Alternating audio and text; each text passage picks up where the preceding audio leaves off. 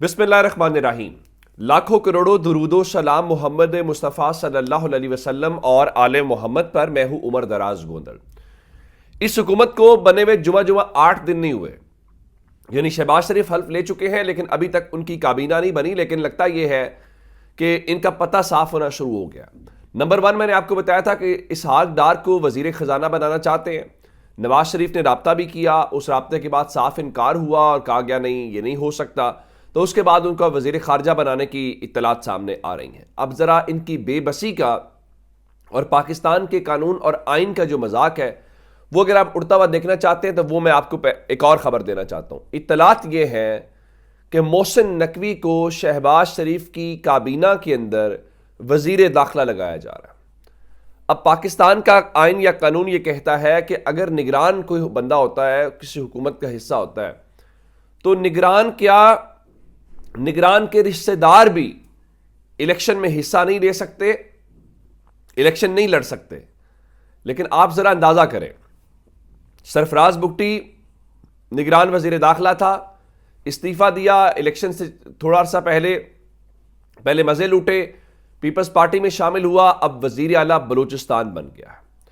अगली खबर, मोहसिन नकवी पंजाब में निगरान वजीर आला था। अगर वो शहबाज शरीफ की काबीना का हिस्सा बनता है तो क्या हम मान लेंगे कि वो यहां पे गैर जानिबदार था, या हम मानेंगे कि मुस्लिम लीग नून की पंजाब में हुकूमत थी, इनका वजीर आला मोहसिन नकवी था जिसने लोगों की चादर दीवारी का तकद्दुस पामाल करवाया, पुलिस को खुली छूट दी। यहां पे जो बदतरीन दौर हमने पंजाब में देखा है, अब आप उसको लेके आ रहे हैं विफाक के अंदर।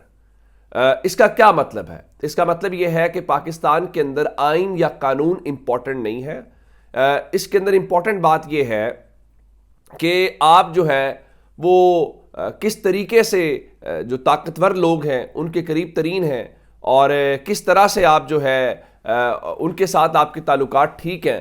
तो इसका मतलब ये है कि बाकी सारी सतह खैरा हैं और आपको उसकी कोई ज़रूरत नहीं है बाकी किसी ज़ाब्ते की। अब मोहसिन नकवी को आप कैसे वज़ीर दाखिला लगाएंगे? दो ही सूरतें हैं। एक सूरत यह है कि आप उसको लगाएं, कौमी असम्बली का मेंबर बनाएं, कौमी असम्बली से इलेक्शन लड़वाएं और कौमी असम्बली में लेके आ जाएं। नंबर 2 ऑप्शन ये है कि आप उसको सेनेट का इलेक्शन लड़वाएं और सेनेट के इलेक्शन से जो है वो आप उसको जिता के सेनेटर बनवा दें, और इस तरह से आप उसको ला सकते हैं। लेकिन देखिए कि ये मजाक नहीं है, और इसमें एक और बात भी है। इसमें और ख़ास बात यह है कि अगर नून लीग अपनी मर्जी का वजीर ख़जाना नहीं लगा सकती तो नून लीग अपनी मर्जी का वजीर दाखिला भी नहीं लगा सकती। अब मोहसिन नकवी की जो काबिलियत है या मोहसिन नकवी की जो चीज़ें हैं वो सबको पता है कि वो क्यों और कहाँ से वो आ रहे हैं। इसका मतलब है कि वो अख्तर मैंगल साहब वाली बात ठीक है कि जब आपका अपना मैंडेट ना हो, आपको किसी और का मैंडेट दिया जाए, तो इसका मतलब बड़ा वाज़ेह होता है कि आप जो है यूं कहिए कि आपको घसीटा जाएगा, आपके साथ सब कुछ किया जाएगा। तो वो सूरत हाल हमें नज़र आती है और वो इनके साथ होती हुई दिखाई दे रही है। अब ज़रा एक और ख़बर का अंदाज़ा लगाइए कि हम किन हालात के ऊपर पहुँच चुके हैं कि हम इलेक्शंस मैनेज करने में, हम किसी की रिजर्व सीटें किसी को देने के हवाले से और बाकी चीज़ें करने के हवाले से जो है उसमें मसरूफ़ हैं। अब पाकिस्तान जो है उसने अगले जो $3 अरब की जो आखिरी किस्त रहती है, जो स्टैंड बाय हमारा था अरेंजमेंट, उसके तकमील तरजीह है। और IMF जो है वो दूसरे इक्तसादी जायजे के लिए अपना मिशन पाकिस्तान भेजने के लिए तैयार है। और उनकी जो कम्युनिकेशन डायरेक्टर हैं उनका कहना है कि जैसे ही पाकिस्तान के अंदर काबीना की तश्कील पा जाएगी तो दूसरे जायजे के लिए वो अपना मिशन भेजने के लिए तैयार हैं। और अब इस हवाले से जो अदायगी है वो $1.9 अरब हो चुकी है। तो अब तकरीबन $1 अरब जो है वो हमें मिलना है। लेकिन अब इसमें ख़ास या और एक बात क्या है, आप जानते हैं कि IMF जो है उसमें मेंबर ममालिक होते हैं, जैसे हम भी मेंबर मुल्क हैं उनका। तो मुराद ये है कि हमारे पास भी है, तो हम भी उसमें से ही वो अपना कर्ज जो है वो लेते हैं। अब इंडिया भी ज़ाहिर है उसके अंदर है, और जब आता है तो आपको पता है कि पाकिस्तान के IMF के कर्ज के ऊपर इंडिया भी बीच में कूद पड़ा है। और हमारी इससे ज़्यादा एक तो कर्ज लेना वैसे ही ज़ाहिर है आपके लिए वो तज़हीक का बायस होता है। अब जब आपका दुश्मन जो है वो भी उसमें आ जाए और वो आपके ऊपर वहाँ पे बातें भी करे और आपके ऊपर शराइत लगाने की बातें भी करे और आपकी निगरानी करने की बातें भी करे, तो मेरा ख्याल ये है ये कोई हौसला अफजा या अच्छी बात नहीं है। मैं आपको एक्सप्रेस न्यूज़ की खबर आपके सामने रखता हूँ, फिर उसकी जो डिटेल्स हैं वो मैं आपके सामने रखता हूँ। लिखा जी, भारत का IMF से पाकिस्तान के कर्ज की कड़ी निगरानी का मुतालबा। यानी वो क्या कहते हैं, इस हवाले से जो IMF वाले हैं उनसे द हिंदू जो भारतीय अखबार है उसकी रिपोर्ट ये है कि जो पाकिस्तान के जारी करदा $3 अरब का प्रोग्राम है उस पर अमल दरामद के लिए एक जायज़ा इजलास हुआ, जिसमें जो भारत का वहाँ पे मंदोब कृष्णा मूर्ति सुब्रमण्यम है, उन्होंने क्या कहा। उन्होंने ये कहा, जी देखिए जी, पाकिस्तान जो है वो ये जो कर्ज लेता है इसको दिफाई पर्पजेस के हवाले से इस्तेमाल कर सकता है। जी ये फ़लाँ, उसमें चीन की भी बात की। हम ठीक है, हम अपना कर्ज ले रहे हैं, लेकिन कहने का मतलब ये है कि अब हमें एक तो वैसे कर्ज IMF, अब हमें इंडिया को भी वहाँ सेटिस्फाई करना पड़ेगा या करना पड़ रहा है, या इंडिया भी हमारे ऊपर चले बातें तो कर रहा है ना। ये मेरा ख्याल है बतौर कौम या उस तरह से चीज़ें जो हैं वो कोई मुनासिब या हौसला अफजा या काबिल तारीफ़ नहीं है। इससे आप करें कि हम करते क्या हैं। हम करते ये हैं कि हमने चूँकि फ़ैसला किया हुआ है कि हमने अपनी मर्ज़ी से सिस्टम चलाना है और उस सिस्टम में क्या नुकसानात हैं, क्या फ़ायदे हैं, वो उसको हम नहीं देखते। हम ये कर रहे हैं कि तहरीक इंसाफ की जो सीटें हैं वो उनको नहीं देनी। अब पंजाब असम्बली का इजलास इस वक्त चल रहा है और कल कोई लेट जो है, काफ़ी लेट जो है, पंजाब असम्बली का इजलास बुलाया गया और हमें बताया गया 3 बजे इजलास होगा। बिल्कुल ठीक है। फिर अचानक जो है वक्त तब्दील किया गया और रात कोई 11:30 पौने 12 बजे के आसपास बताया गया नहीं, सुबह 9 बजे इजलास होगा। मुझे बताइए इतने शॉर्ट नोटिस पे इजलास का पर्पस क्या था? मैं उसकी वजह बता देता हूँ। मैंने आपको कल खबर दी थी कि पाकिस्तान तहरीक इंसाफ ने लाहौर हाई कोर्ट से रुजू किया है और वहाँ पे जो मखसूस नशिस्तें हैं उसके ऊपर हल्फ रुकवाना उनका मकसद था। लेकिन उसके बाद क्या हुआ? उसके बाद ये हुआ कि रजिस्ट्रार ऑफिस ने उसके ऊपर इतराज़ लगा दिया और उसके बाद आप जानते हैं कि जजेस का आज लाहौर हाई कोर्ट के जो चीफ जस्टिस है उनका हल्फ हुआ। उसके बाद ज़ाहिर उन्होंने वहाँ पे आना था, खिताब शताब करना था। ये करते करते वो ज़रा चीज़ें जो 11 बजे के आसपास जो समात है वो शुरू हुई। अब उसका पर्पस क्या था उसका कि ये ना हो। और सुबह सुबह जो इजलास बुलाया गया पंजाब असम्बली का वो सिर्फ ये था कि लाहौर हाई कोर्ट को हुक्म इम्तना या रिलीफ ना दे दे, उससे पहले पहले हम ये कर जो है वो कर ले। और जो स्पीकर साहब है मलिक मोहम्मद अहमद खान साहब, वो फरमा रहे थे जी जुमे की वजह से इजलास जल्दी बुलाया है, उसका मखसूस सीटों से कोई लेना देना नहीं है। अब उन्होंने कहा जी मेंबर्स की आसानी के लिए हमने इजलास का जो वक्त है वो तब्दील किया। अब मैंने जिस तरह आपको बताया कि ये सारा कुछ किया जा रहा है, फिर IMF वाली सूरत हाल है।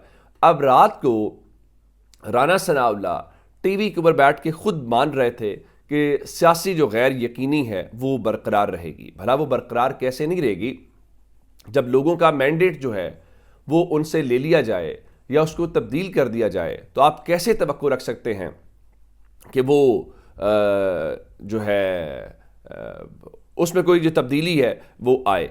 अब आप मिसाल के तौर के ऊपर मैं आपको एक मिसाल देना चाहता हूँ। मिसाल ये है कि पाकिस्तान तहरीक इंसाफ के उम्मीदवार है इस्लामाबाद से एडवोकेट अली बुखारी। अब उन्होंने धांधली के खिलाफ जो एक दरख्वास्त है वो इस्लामाबाद हाई कोर्ट में दायर की।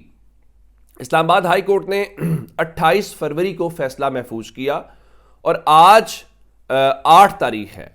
इसका मतलब है तकरीबन 9 दिन इस फैसले को हो चुके हैं, लेकिन इस्लामाबाद हाई कोर्ट ने वो फैसला अभी तक नहीं सुनाया।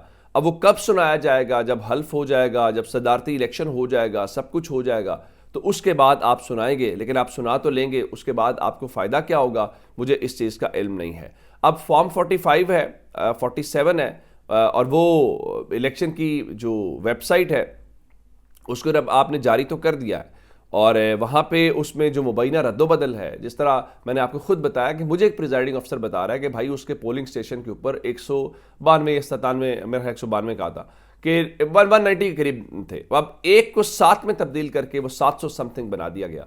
इस किस्म की चीज़। लेकिन तहरीक इंसाफ जो कह रही थी, इमरान खान ने भी हिदायत की थी कि आप लोग यूँ करें कि जो पिटीशन है वो लेके जाएं और इसको चैलेंज करें। तो पाकिस्तान तहरीक इंसाफ ने इस हवाले से बताया गया है कि एक आइनी दरख्वास्त जो है वो तैयार कर ली है और जो आइनी दरख्वास्त है वो मंडे के रोज़ सुप्रीम कोर्ट ऑफ पाकिस्तान के अंदर जो है वो लाई जाएगी।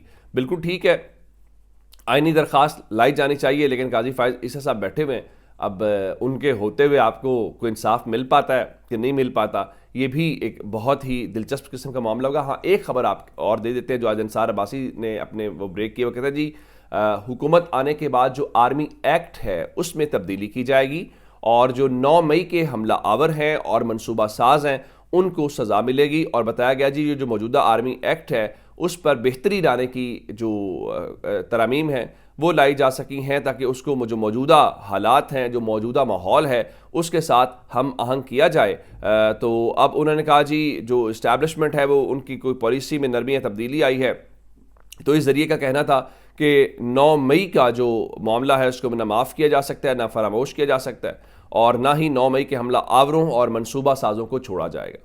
अच्छा खैर ये तो वो मामलात हैं। दूसरा, लाहौर में एक अजीब सा वाक़या पेश आया। रात को एंकर इकरारुल हसन जो है वो आप जानते हैं कि मुख्तलिफ शोज़ में या वो करते हैं, तो रात को अचानक उन्होंने कोई लेट नाइट बताया कि उनके घर के ऊपर नामालूम जो हमला आवर हैं, जो लाहौर में उनका घर है जहाँ पे उनके बच्चे, उनकी फैमिलीज़ रहती हैं, तो उस घर के ऊपर हमला हुआ है, फायरिंग हुई है और फायरिंग करने वाले जो नामालूम अफराद हैं वो वहाँ से थोड़ी ही देर के बाद वहाँ से फ़रार होने में भी कामयाब हो गए।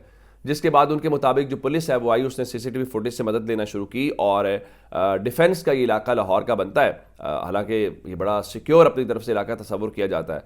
अब वहाँ पे वो लोग कैसे पहुँच गए, अब उस फायरिंग का मकसद क्या है, क्या डराना पैगाम, क्योंकि वो भी ज़्यादा शो इस किस्म के करते हैं जिसमें बहुत सारे लोग उनसे नाराज़ रहते हैं, तो क्या उसकी कोई ये वजह थी या कोई और वजह। लेकिन अब उन्होंने इत्तलात जो है वो ये बताई हैं कि जो पुलिस है उसने मुकदमा दर्ज कर लिया है और जिस इलाके में वो रहते हैं उनका जी वहाँ चप्पे चप्पे के ऊपर सीसीटीवी कैमरे मौजूद हैं, तो उम्मीद है कि मुलजिमान अगले चंद घंटों में तलाश कर लिए जाएंगे। ये ज़ाहिर है ये मरीम नवाज़ का इम्तिहान है जो ट्विटर की हद तक तो हुकूमत बहुत ही शानदार है, अब ग्राउंड के ऊपर क्या है वो हम सबको पता है।